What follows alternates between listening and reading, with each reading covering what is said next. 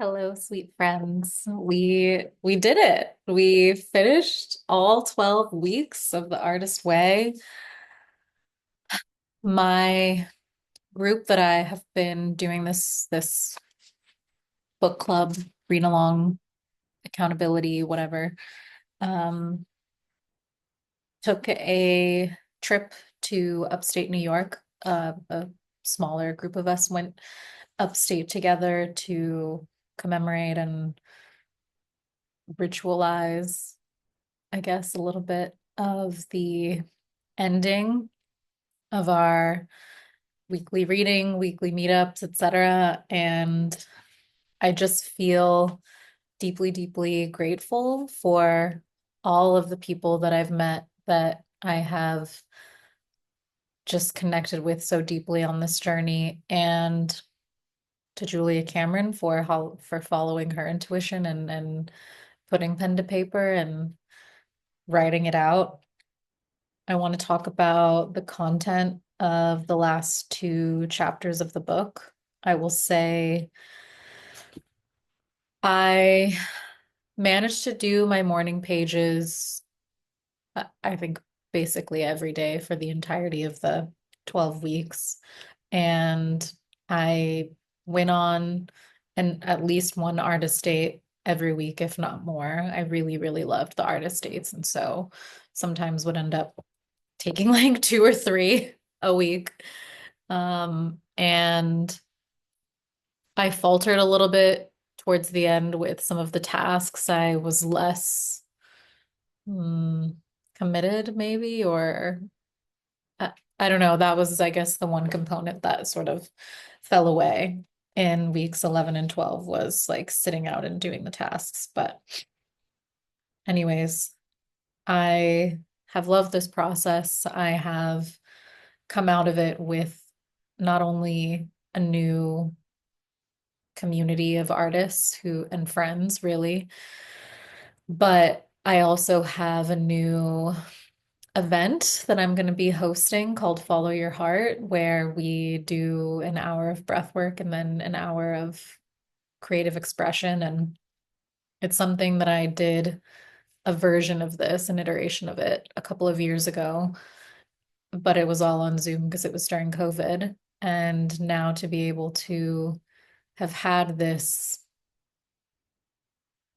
I don't know, knowing sort of drop into my psyche and be taking steps literally today and tomorrow to finalize the event space for the first meetup. It's just been beautiful and I'm really, really grateful. So would highly encourage anybody who feels the call to do the artist way. I think doing it in a group setting, especially one that meets IRL on a weekly basis, kept me much more motivated and dedicated to the practice. I love getting to meet up in person and really tease out and break up sort of the things that resonated or maybe some of the things that even we disagreed about. And yeah, it's just been really special. I probably will do the process again at some point, but for now, I feel very complete with this journey, very, very like grounded and whole. And so that's exciting.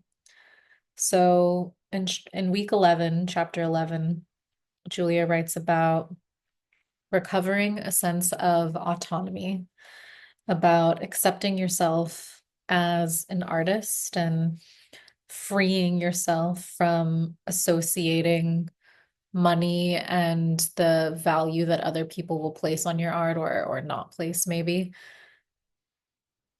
separating that from your, my, our reclamation, clamation, exclamation of our artistry.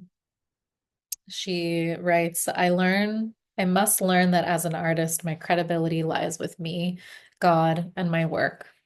If I have a poem to write, I need to write that poem, whether it will sell or not.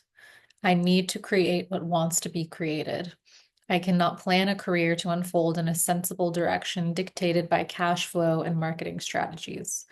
These things are fine, but too much attention to them can stifle the child within, who gets scared and angered when continually put off. Children, as we all know, do not deal well with later, not now. And that line, as a former marketer and strategist and a person who loves to have a carefully mapped out, thought out plan before diving into something, really stuck out to me. As also now an astrologer, I have been talking and studying and preaching in some ways about how the next year and a half or so, with the North Node in Pisces and the South Node in Virgo, really are a time for us to, as a world, practice surrendering, practice releasing control, practice leaping before we look, and trusting that the universe, that God, that our higher self, whatever, is there to catch and to support us. And so this is like literally what I am going through now, even with this event that I was just talking about. I have to pay up front to rent the space, and I have to pay up front to buy all of the supplies that we need for the creative expression component. And it feels a little intimidating, feels a little shaky because I have never done anything like this. And yet I know that it needs to and is going to happen. And so can I just decide to trust that everything is going to be fine? Because ultimately it is. And so this is where I am. This is where the writing that Julia's doing is speaking quite directly to my life. And she goes on to write that as an artist, I must be very careful to surround myself with people who nurture my artist, not people who try to overly domesticate it for my good. And to a larger degree, my life is my art.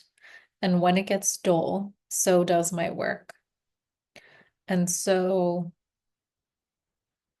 to continue to surround yourself, to surround myself with experiences and with people who nurture and feed and support and strengthen my inner artist and my inner child is something that I have to take very seriously. It's a responsibility, it's a weight, it's maintaining boundaries and practices to facilitate a more creative way of living and a more mm,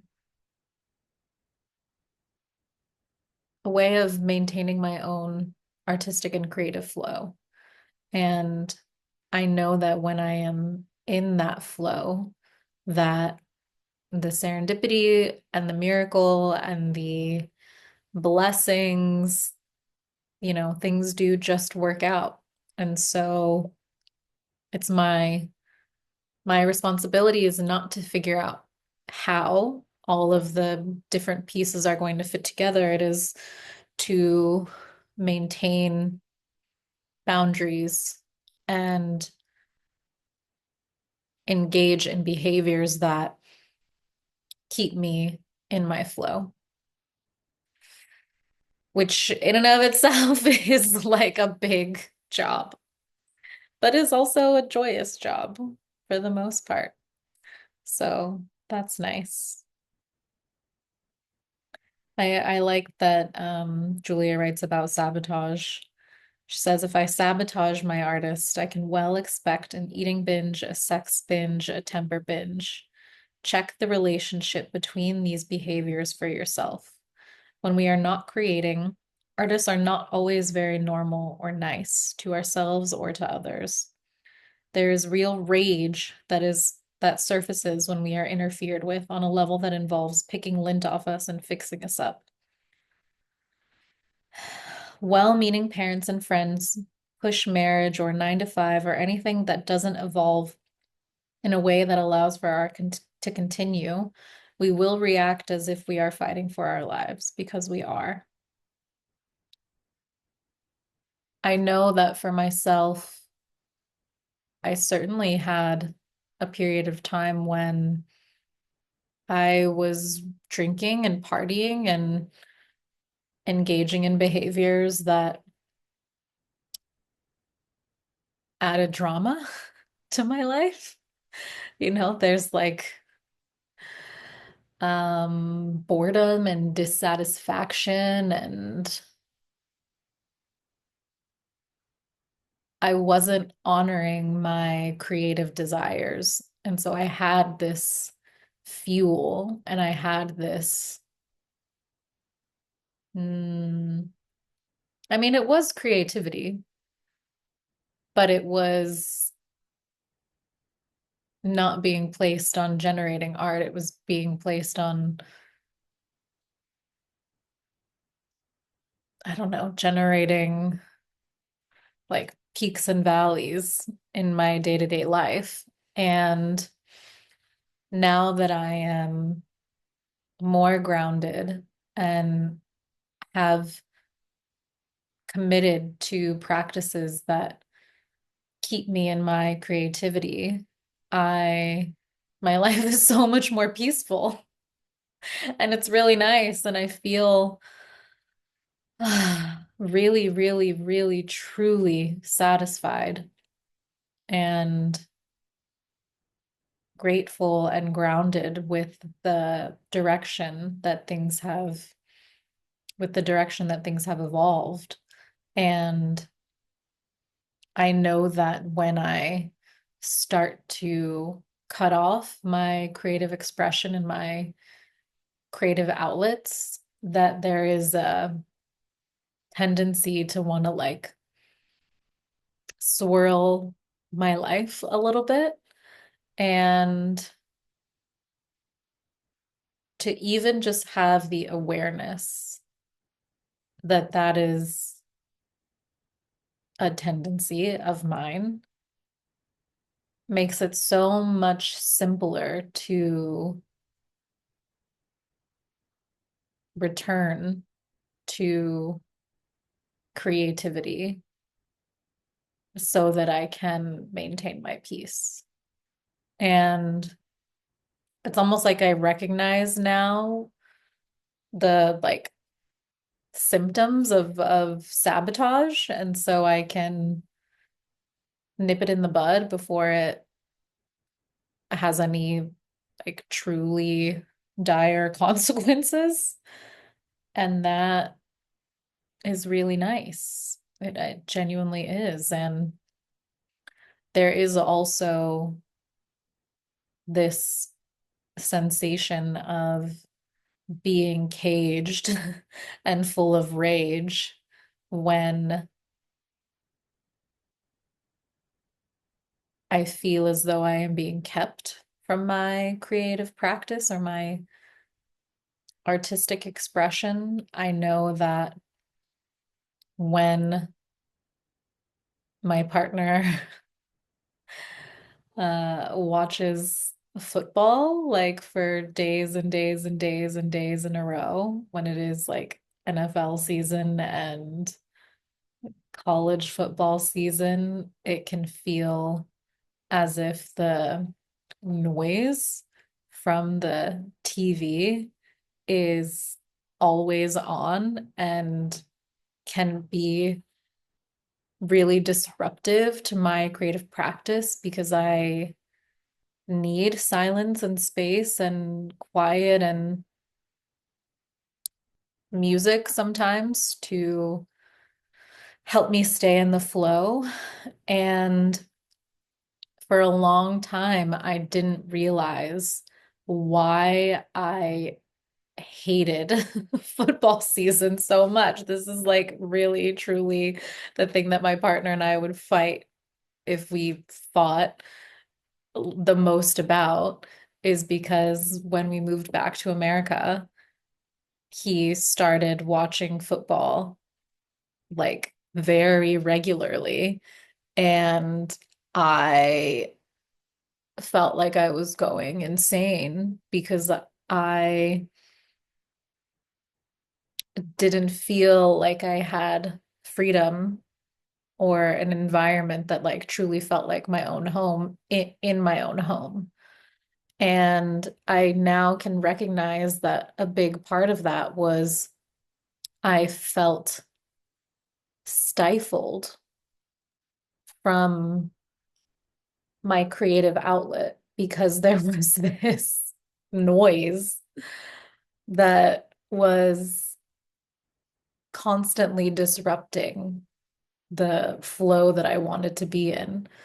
And yeah, the rage, the rage was so real, let me tell you. Um, and it did feel like I was being interfered with, as Julia writes. My creative practice was being interfered with. And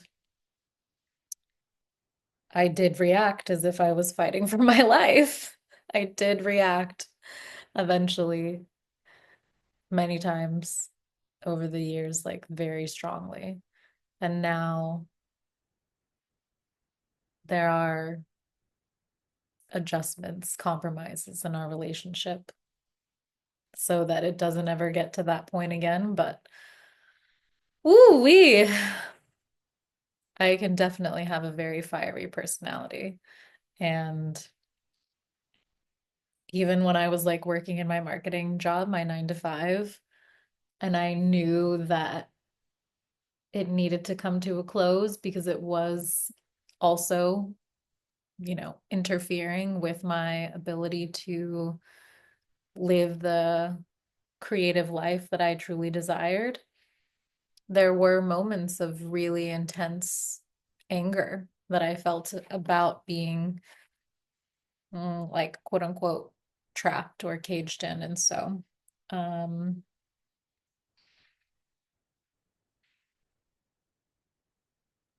it's beautiful that again this just recognition of my own needs, creative needs, has really helped me to cultivate more peace in my life. And so she ends this little section about, what is it, acceptance, reiterating that the creator made us creative. Our creativity is our gift from God. Our use of it is our gift to God. Accepting this bargain is the beginning of true self-acceptance.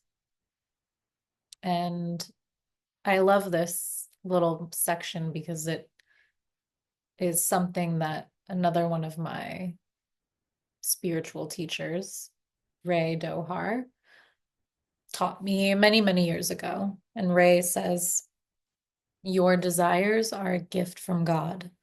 And I remember hearing Ray say this, I mean, in like 2019, maybe, and feeling like, whoa, could that possibly be true? That the things that I want are not selfish, or they don't need to be labeled as shameful, that they are things that have been placed on my heart so that I would pursue a certain path. And on this path, I would create certain things and have certain conversations and be in certain rooms in order to help other people.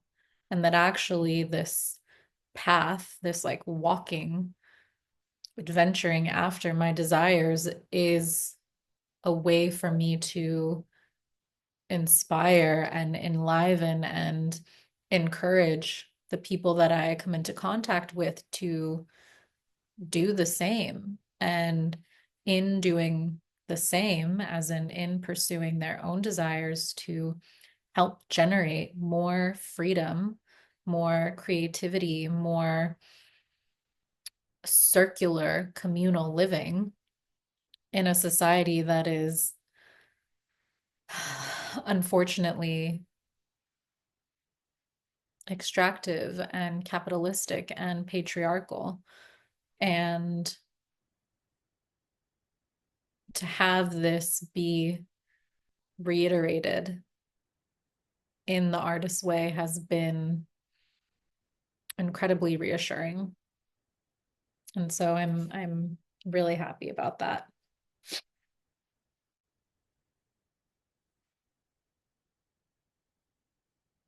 Oh, I loved the end of week 11 when Julia writes about the zen of sports.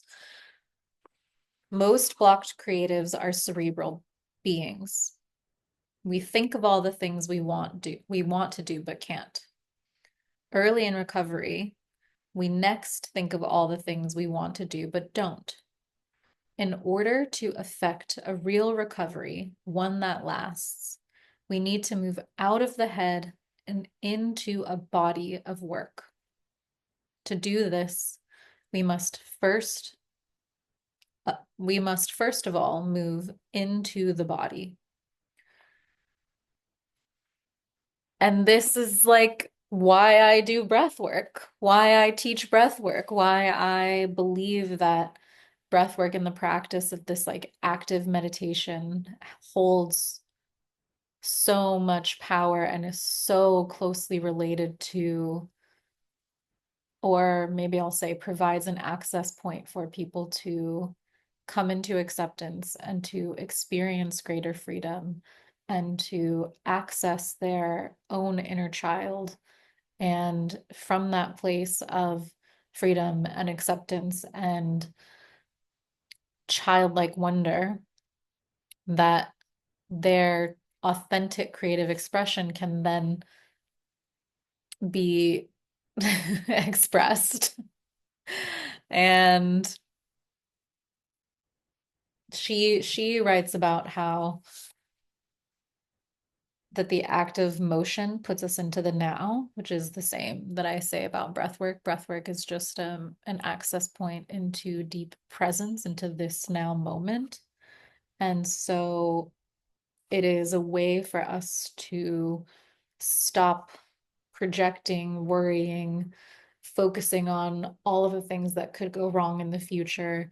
It is a way for us to stop our brains from replaying old situations, retelling old narratives, reenacting old patterns and way of being from the past, but instead to, yeah, come into this now moment so that we can, with grounded clarity,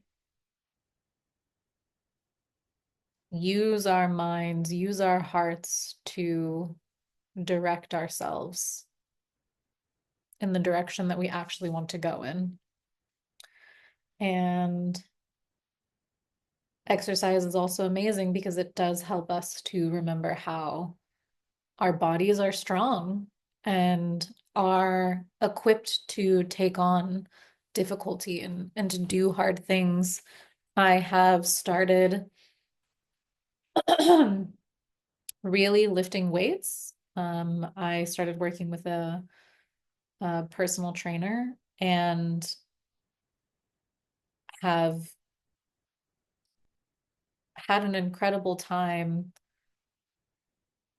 of building strength, I guess I'll say, being able to lift heavier and heavier things as the months go on. And it is amazing to be able to identify myself as somebody who can do hard things and who is strong.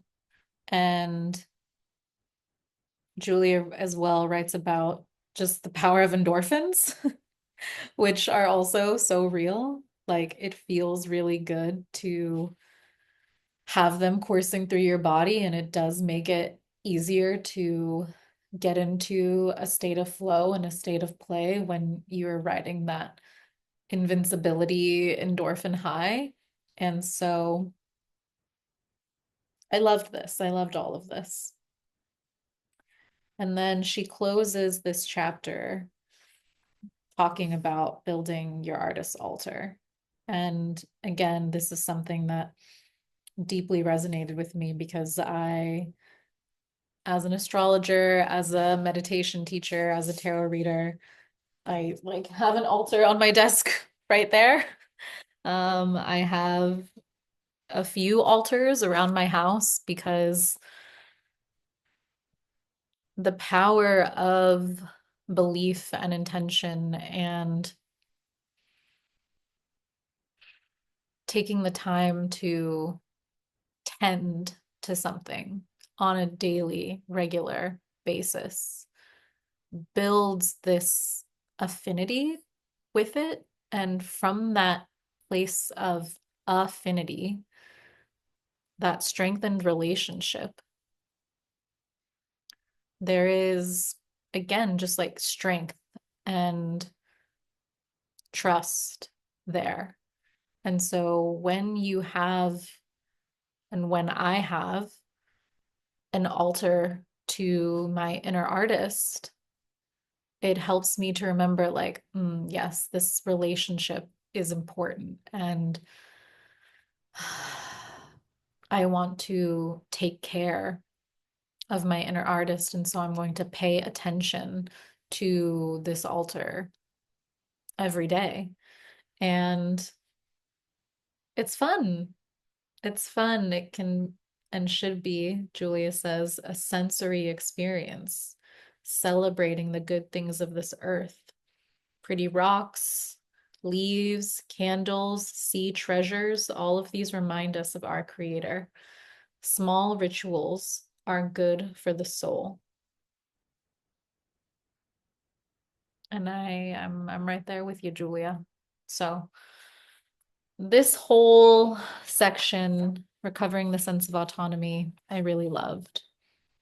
And then we close with recovering a sense of faith. And the last little heading is trusting. And Julia opens the chapter by writing, creativity requires faith. Faith requires that we relinquish control. And as I said just, I don't know, 10, 15 minutes ago, I have been preaching, for lack of a better word, about the North Node in Pisces and the South Node in Virgo, and for the implications of that being that on a collective scale, we are all being invited to do this, to lean into trust, to have greater faith, to relinquish control. And so it really did feel like an incredible synchronicity to open this chapter and begin reading and see my words and see the words of many astrologers repeated back to me in a totally unrelated context. And it really was just this reminder that this practice of being a creative being who desires to devise their own path, that there has to be an incredible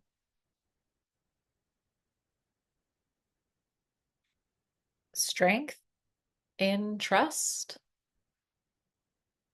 because when you are trailblazing, there isn't anybody to look to the left or look to the right to say like you're on the right path.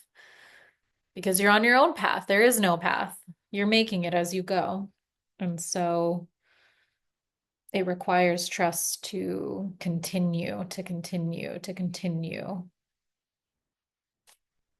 to develop that road. And as Julia writes, it is the inner commitment to be true to ourselves and follow our dreams that triggers the support of the universe. While we are ambivalent, the universe will seem to us to also be ambivalent and erratic. The flow through our lives will be characterized by spurts of abundance and long spells of drought when our supply dwindles to a mere trickle. But when we trigger an internal yes by affirming our truest goals and desires, the universe mirrors that yes and expands it. There is a path for each of us. When we are on our right path, we have sure-footedness. We know the next right action, although not necessarily what is just around the bend. By trusting, we learn to trust. And so to take agency over our own beliefs and perspective, and to remember that ambivalence is met with ambivalence, and that in many ways we have to believe in ourselves first and begin to take action from that place of trust and belief. And then only after we have started to step off of the cliff does the net appear. And that's fine because that's just the way that it is. So it has to be fine. Julia goes on to write about mystery and the gestation period that is interior, murky, and completely necessary. And I'm literally, it is April 1st. We are just maybe halfway through, a week-ish through into Aries season, out of Pisces season. And Pisces season, I have been saying for, 8-ish weeks that Pisces season is like being in amniotic fluid. It is like being in the womb. It is like being in that fertile place where we are being nourished and held, and that we are, and our dreams are gestating. And now we are in Aries season, and it is the time to take the action, and it is the time to walk in the faith.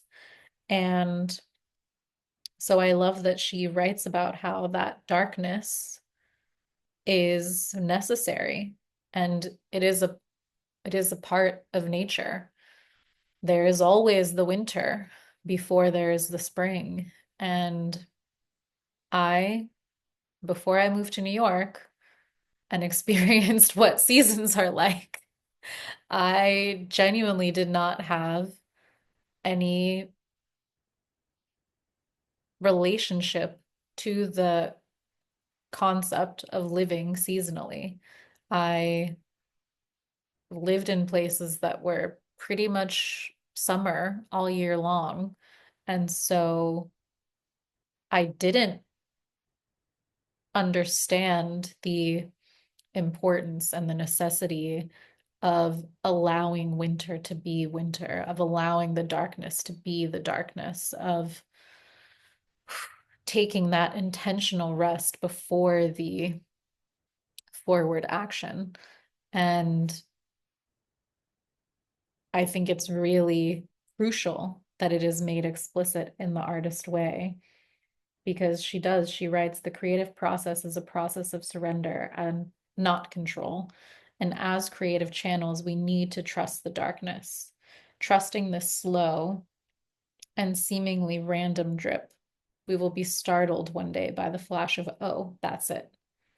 And so it's like are in the darkness and we maybe are fumbling around a little bit and we are maybe percolating and waiting for the intuitive wisdom to drop in to help us to understand, or the next desire to drop in to help us decide how to point and direct our energy. And that being in the darkness can be incredibly terrifying, or it can be a place of rest and restoration. And so to remember that the darkness is a little bit of a waiting room while being strengthened and nourished, and that at some point, the vision, the knowing, the inspiration, it always comes. And so, can we be tender with ourselves, and can we allow ourselves to be at ease in the darkness instead of worried and anxious and fearful and this is not the cage, right? So we don't have to, it doesn't have to feel that way unless we, or maybe I'll say it can feel that way if we force it to, if we make it. She continues to write about how imagination and play are deeply, deeply important. And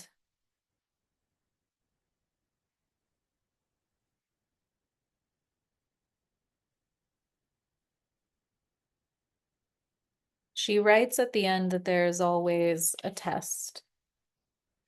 And I thought this was an interesting way to test, or to end the book, the entire book, because she writes that in order to achieve escape velocity from this test, essentially in order to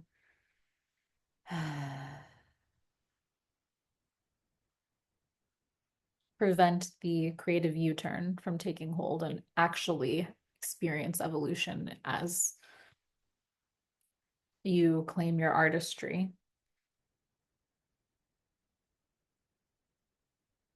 The first rule of magic is self-containment. You must hold your intention within yourself, stoking it with power. Only then will you be able to manifest what you desire. In order to achieve escape velocity, we must learn to keep our own counsel, to move silently among doubters, to voice our plans only among our allies, and to name our allies accurately. Do not indulge or tolerate anyone who throws cold water in your direction. Forget good intentions. Forget they didn't mean it. Remember, count your blessings and your toes. Escape velocity requires the sword of steely intention and the shield of self-determination. Set your sights and don't let the ogre that looms on the horizon deflect your flight.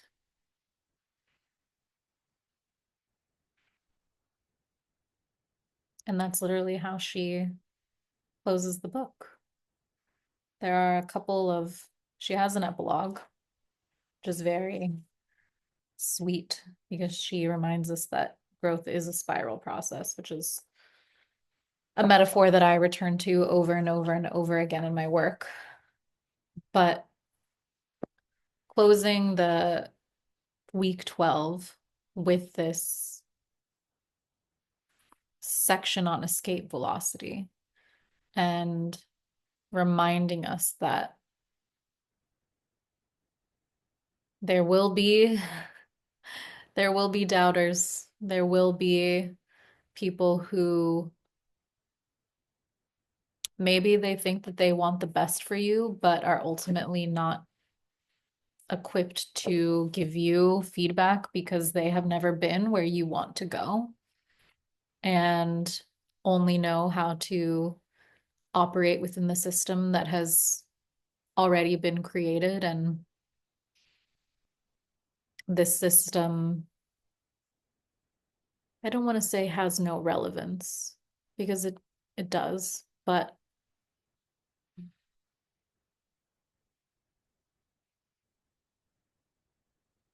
it's just like not the way that we want to live, that I want to live. And so I can't take their advice. I can't allow myself to prioritize their point of view over my inner knowing.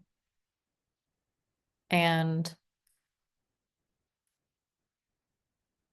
it can be incredibly challenging at times, especially if these people are experiencing financial success or career success, or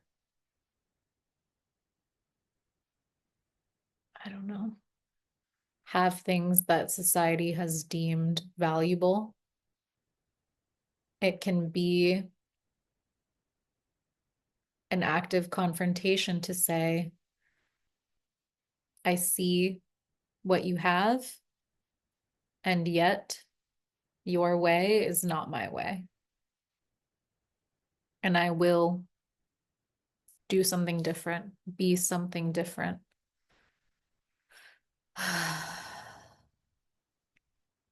But it is a powerful way to close the book,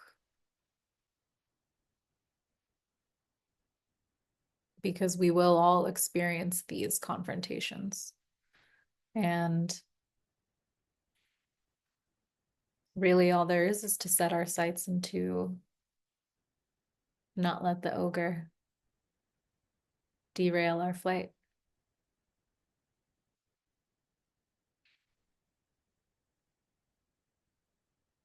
It feels weird to be done. It feels weird to be in the next iteration of this, where it is truly a time of integration and exploration of these principles. I'm sure that I will check back in maybe in a couple weeks, months. I'm not sure when the next instructions will come through to post a little update, but I'm really, really, really excited to look back on these videos in a year, 3 years, 5 years. I'll say hi to my future self right now. And just say, I'm so proud of us. I'm so grateful that we did this work. I'm so grateful that we are continuing to do this work. I have deep trust in this process, and I truly surrender myself to the path forward, to a life that is more creative, to live according to my intuition and my own inner wisdom, to rely on my vision and my potential over that which is already known, over the symbols in the bank account, over the advice and feedback that I receive from folks who have taken a more conventional path.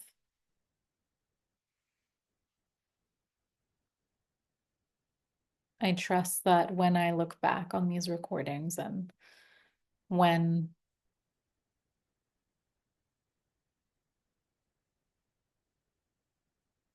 I am embodying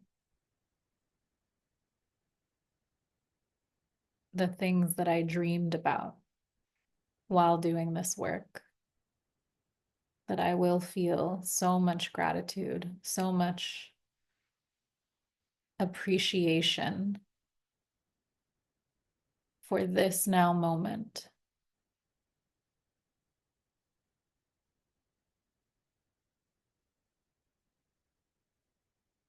And anybody who is watching this and anybody who is going on this journey with me, thank you. We are trusted allies. And if you need someone in your corner, encouraging you, backing you, helping you to remember your own vision and your own potentiality, please do not hesitate to reach out. It is my deepest honor to support and love on other dreamers and creatives and trailblazers and visionaries and entrepreneurs and generation healers and curse breakers and witches. And so, if that is you, I would love to know you. I would love to be connected. And I would love to cheer you on in whatever way you need.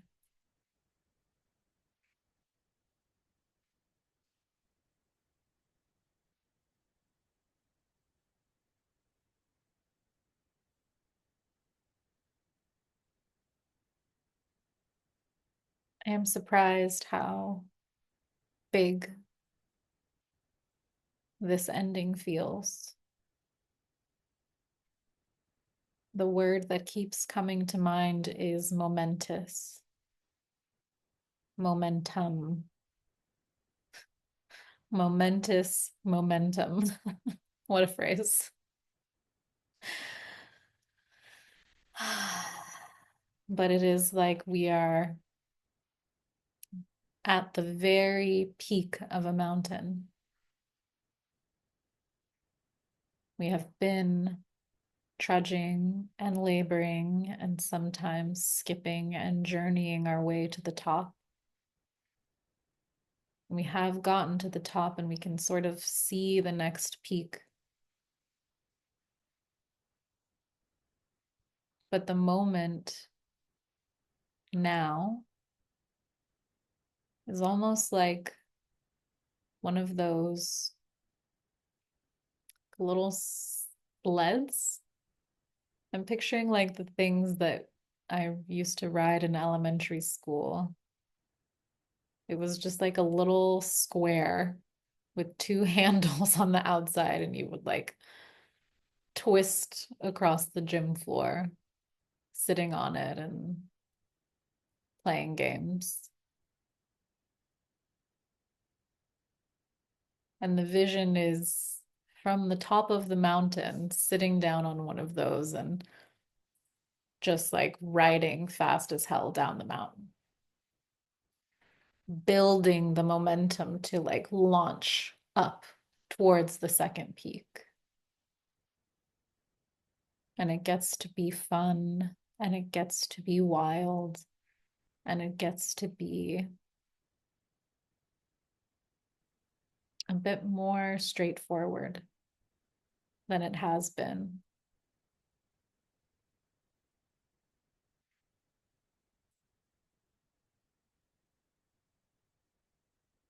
And so, my prayer now is just that we are able to hold on and stay safe and enjoy the ride.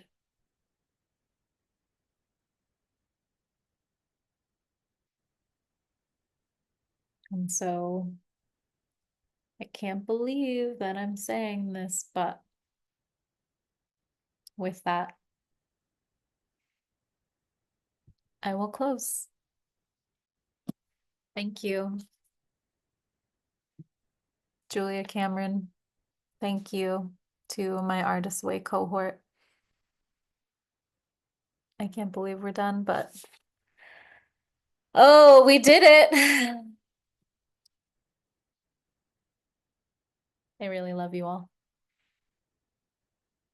Bye.